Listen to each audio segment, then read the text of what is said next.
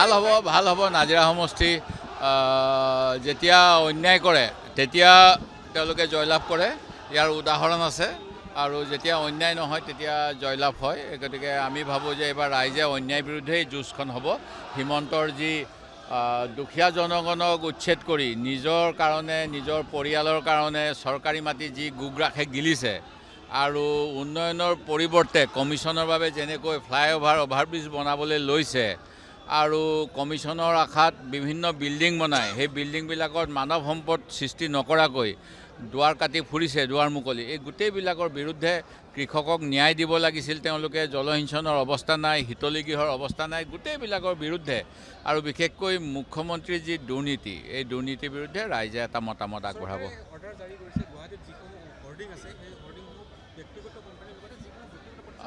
মানে এই কাৰণেই তেওঁলোকে চৰকাৰী বিজ্ঞাপন দি দিব এতিয়া নিৰ্বাচন ঘোষণাৰ আগত, যাতে এটা যিটো কোৱা হয় লেভেল প্লেয়িং ফিল্ড হ'ব নোৱাৰে। আৰু এনেকৈয়ে তেওঁলোকে সত্যবিলাক যাতে ৰাইজৰ ওচৰত আহি নাযায় তাৰ বাবে অপচেষ্টা কৰিছে। মই কৈছোঁৱেই, প্ৰধানমন্ত্ৰী যে আহিলে 20 মিনিটৰ ভিতৰত 9 মিনিট অকল কংগ্ৰেছৰ নাম ল'লে। তেওঁক যদি ইমানেই ভাল কাম কৰিছিল কংগ্ৰেছৰ নাম ল'ব নালাগিছিল। কংগ্ৰেছৰ নাম এইকাৰণেই ল'ব লগা হৈছে, মানুহে 10 বছৰত বাধ্য হৈছে কংগ্ৰেছে কি ভাল কাম কৰিছিল, বিজেপিয়ে কি 10 বছৰত বেয়া কাম কৰিছে তুলনা কৰিবলৈ। আৰু এই তুলনাত তেওঁ ভয় খায়, সেইকাৰণে তেওঁ নিজকে বচাবলৈ প্ৰধানমন্ত্ৰীক বাৰে বাৰে আনিব লগা হৈছে। এই জানুৱাৰীত আহিলে, ডিচেম্বৰত আহিলে, অমিত শ্বাহ আহিলে, আৰু কোন আহিব মই নাজানো। এইবিলাক এইকাৰণেই কৰিব লগা হৈছে যে আমাৰ দিনত যিবিলাক মন্ত্ৰী আছিল, এই চৰকাৰখন আচলতে যেতিয়া লুইচ ব্ৰাগাৰ স্কেণ্ডেল আহিলে, তাৰপিছত গৌতম ৰয় স্কেণ্ডেল আহিলে, অজন্তা বাইদেউৰ নামতো কিবা কিবি ওলালে আৰু অন্যান্য মন্ত্ৰীসভাৰ সদস্যসকলৰ ওপৰত ওলাবলৈ আৰম্ভ কৰিলে, তেতিয়া তেওঁলোক সকলোৱে জাপ মাৰি সিফালে গুচি গ'ল আৰু তেওঁলোকে নিজকে বচাবলৈ গৈ বিজেপি দলটো আৰম্ভ কৰি দিলে অসমত। সেই গতিকে আজিৰ তাৰিখতো আপুনি চাব যে পুৰণা যিসকল বিজেপি তেওঁলোকৰ ইমান এটা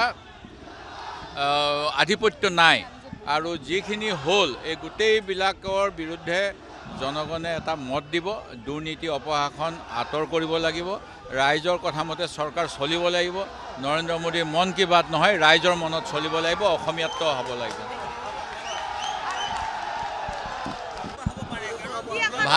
ভাল হ'ব নাজিৰা সমষ্টি যেতিয়া অন্যায় কৰে তেতিয়া তেওঁলোকে জয়লাভ কৰে।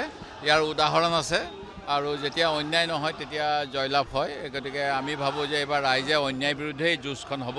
হিমন্তৰ যি দুখীয়া জনগণক উচ্ছেদ কৰি নিজৰ কাৰণে নিজৰ পৰিয়ালৰ কাৰণে চৰকাৰী মাটি যি গোগ্ৰাসে গিলিছে আৰু উন্নয়নৰ পৰিৱৰ্তে কমিশ্যনৰ বাবে যেনেকৈ ফ্লাইঅভাৰ অভাৰব্ৰিজ বনাবলৈ লৈছে আৰু কমিশ্যনৰ আশাত বিভিন্ন বিল্ডিং বনায়, সেই বিল্ডিংবিলাকত মানৱ সম্পদ সৃষ্টি নকৰাকৈ দুৱাৰ কাটি ফুৰিছে, দুৱাৰ মুকলি। এই গোটেইবিলাকৰ বিৰুদ্ধে কৃষকক ন্যায় দিব লাগিছিল। তেওঁলোকে জলসিঞ্চনৰ অৱস্থা নাই, শীতলী গৃহৰ অৱস্থা নাই, গোটেইবিলাকৰ বিৰুদ্ধে আৰু বিশেষকৈ মুখ্যমন্ত্ৰীৰ যি দুৰ্নীতি, এই দুৰ্নীতিৰ বিৰুদ্ধে ৰাইজে এটা মতামত আগবঢ়াব।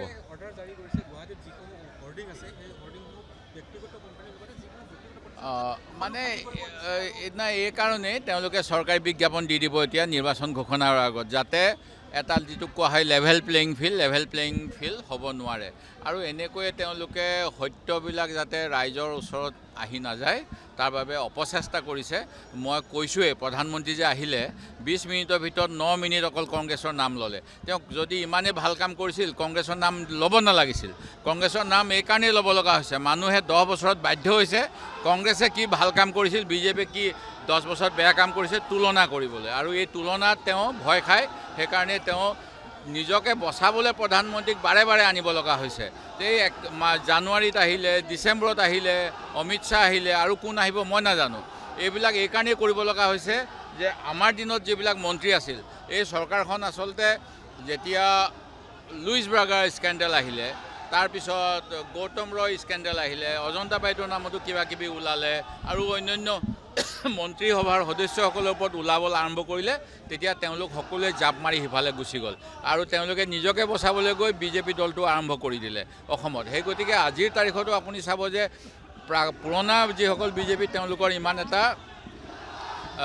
আধিপত্য নাই আৰু যিখিনি হ'ল এই গোটেইবিলাকৰ বিৰুদ্ধে জনগণে এটা মত দিব দুৰ্নীতি অপশাসন আঁতৰ কৰিব লাগিব ৰাইজৰ কথা মতে চৰকাৰ চলিব লাগিব নৰেন্দ্ৰ মোদীৰ মন কি বাত নহয় ৰাইজৰ মনত চলিব লাগিব অসমীয়াত্ব হ'ব লাগিব